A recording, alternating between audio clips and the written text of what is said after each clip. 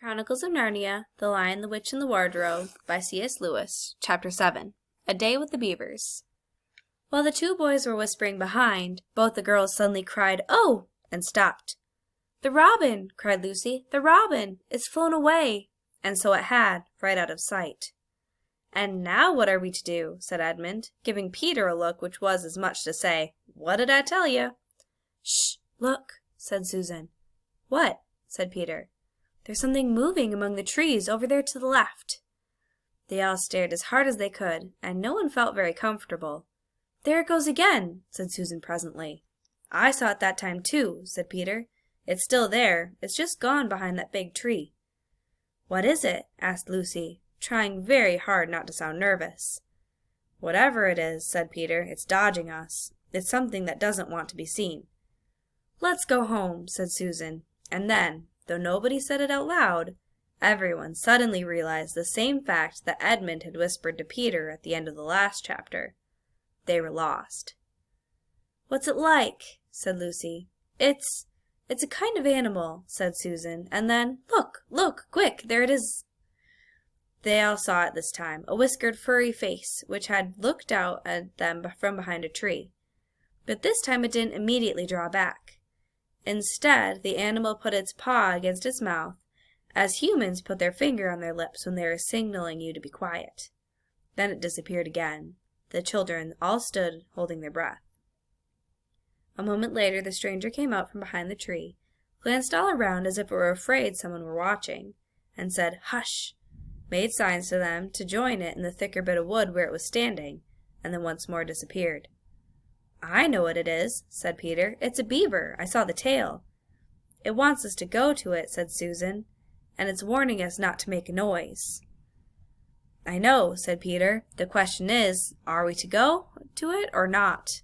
What do you think, Lou?" "I think it's a nice beaver," said Lucy. "Yes, but how do we know?" said Edmund. "Shan't we have to risk it?" said Susan. "I mean, it's no good just standing here, and I feel I want some dinner." At this moment, the beaver again popped its head out from behind the tree and beckoned earnestly to them. "Come on," said Peter. "Let's give it a try. I'll keep close together. We ought to be a match for one beaver if it turns out to be an enemy." So the children all got close together and walked up to the tree and in behind it, and there, sure enough, they found the beaver, but it still drew back, saying to them in a hoarse, throaty whisper, "Further in, come further in, right in here. We're not safe in the open." Only when it had led them into a dark spot, where 4 trees grew so close together that their boughs met, and brown earth and pine needles could be seen underfoot because no snow had been able to fall there, did it begin to talk to them. "Are you the sons of Adam and the daughters of Eve?" it said. "We're some of them," said Peter. "Shh!" said the beaver. "Not so loud, please. We're not safe even here." "Why, who are you afraid of?" said Peter. "There's no one here but ourselves." "They're the trees," said the beaver. "They're always listening. Most of them are on our side, but there are trees that would betray us to her. You know who I mean." And it nodded its head several times. "If it comes to talking about sides," said Edmund, "how do we know you're a friend?"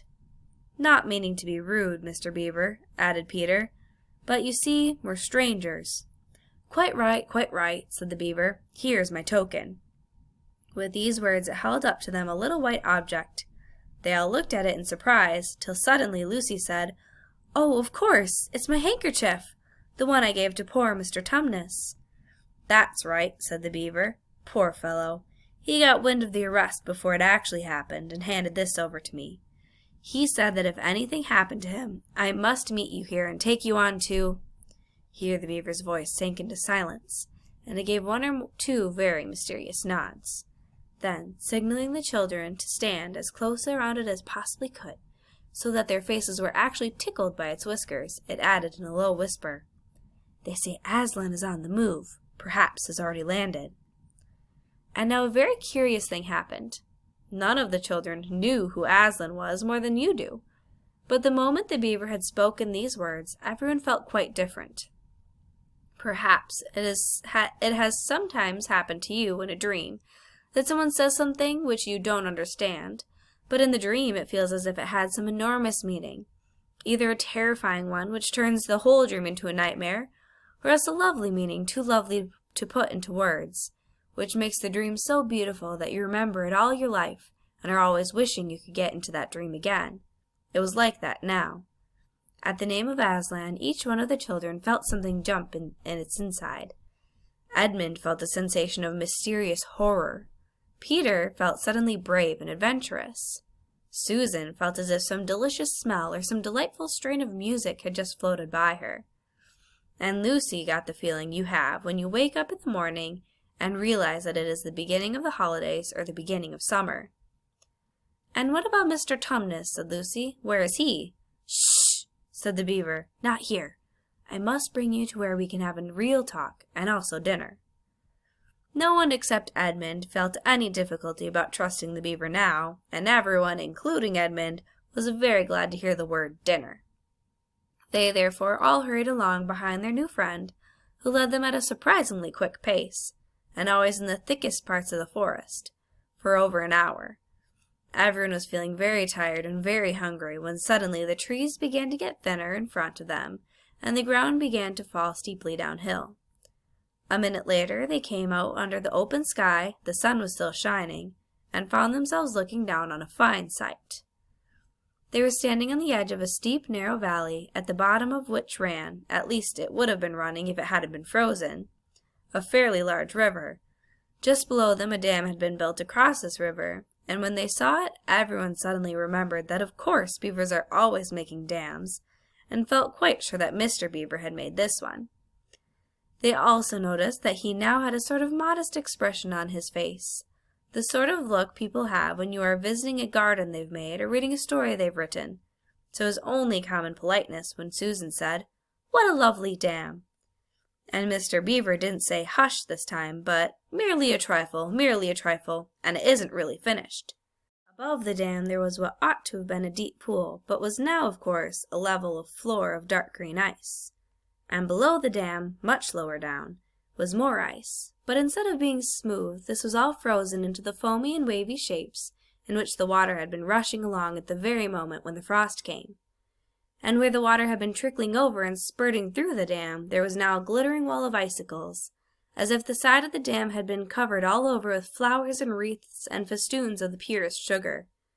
And out in the middle, and partly on top of the dam, was a funny little house shaped rather like an enormous beehive, and from a hole in the roof smoke was going up, so that when you saw it, especially if you were hungry, you at once thought of cooking and became hungrier than when you were before. That was what the others chiefly noticed, but Edmund noticed something else. A little lower down the river there was another small river, which came down another small valley to join it. And looking up that valley, Edmund could see two small hills, and he was almost sure they were two hills which the White Witch had pointed out to him when he parted from her at the lamp-post the other day. And then between them, he thought, must be her palace, only a mile off or less. And he thought about Turkish delight and about being a king, and I wonder how Peter will like that, he asked himself, and horrible ideas came into his head. "Here we are," said Mr. Beaver, "and it looks as if Mrs. Beaver is expecting us. I'll lead the way. But be careful and don't slip." The top of the dam was wide enough to walk on, though not, for humans, a very nice place to walk because it was covered with ice. And though the frozen pool was level with it on one side, there was a nasty drop to the lower river on the other. Along this route, Mr. Beaver led them in a single file right out to the middle where they could look a long way up the river and a long way down it. And when they reached the middle, they were at the door of the house. "Here we are, Mrs. Beaver," said Mr. Beaver. "I've found them. Here are the sons and daughters of Adam and Eve." And they all went in. The first thing Lucy noticed as she went in was a burring sound, and the first thing she saw was a kind-looking old she-beaver sitting in the corner with a thread in her mouth, working busily at her sewing machine, and it was from it that the sound came. She stopped her work and got up as soon as the children came in. "So you've come at last," she said, holding out both her wrinkled old paws. "At last! To think that I ever should live to see this day! The potatoes are on boiling and the kettle's singing, and I dare say, Mr. Beaver, you'll get us some fish." "That I will," said Mr. Beaver, and he went out of the house. Peter went with him, and across the ice of the deep pool to where he had a little hole in the ice which he kept open every day with his hatchet. They took a pail with them. Mr. Beaver sat down quietly at the edge of the hole. He didn't seem to mind it being so chilly. Looked hard into it, then suddenly shot in his paw, and before you could say Jack Robinson, had whisked out a beautiful trout. Then he did it all over again until they had a fine catch of fish. Meanwhile, the girls were helping Mrs. Beaver to fill the kettle and lay the table and cut the bread and put the plates in the oven to heat and draw a huge jug of beer for Mr. Beaver, and a barrel from a barrel from which stood in the corner of the house, and to put on the frying pan and get it dripping hot. Lucy thought the Beavers had a very snug little home, though it was not at all like Mr. Tumnus's cave. There were no books or pictures, and instead of beds there were bunks, like on board ship, built into the wall. And there were hams and strings of onions hanging from the roof, and against the walls were gumboots and oilskins and hatchets and pairs of shears and spades and trowels and things for carrying mortar and fishing rods and fishing nets and sacks. And the cloth on the table, though very clean, was very rough. Just as the frying pan was nicely hissing, Peter and Mr. Beaver came in with the fish, which Mr. Beaver had already opened with his knife and cleaned out in the open air. You can think how good the new-caught fish smelled while they were frying, and how the hungry children longed for them to be done, and how much hungrier still they had become before Mr. Beaver said, "Now we're nearly ready." Susan drained the potatoes and then put them all back in the empty pot to dry on the side of the range, while Lucy was helping Mrs. Beaver to dish up the trout, so that in a very few minutes everyone was drawing up their stools. It was all three-legged stools in the Beavers' house, except for Mrs. Beaver's own special rocking chair beside the fire, and preparing to enjoy themselves. There was a jug of creamy milk for the children.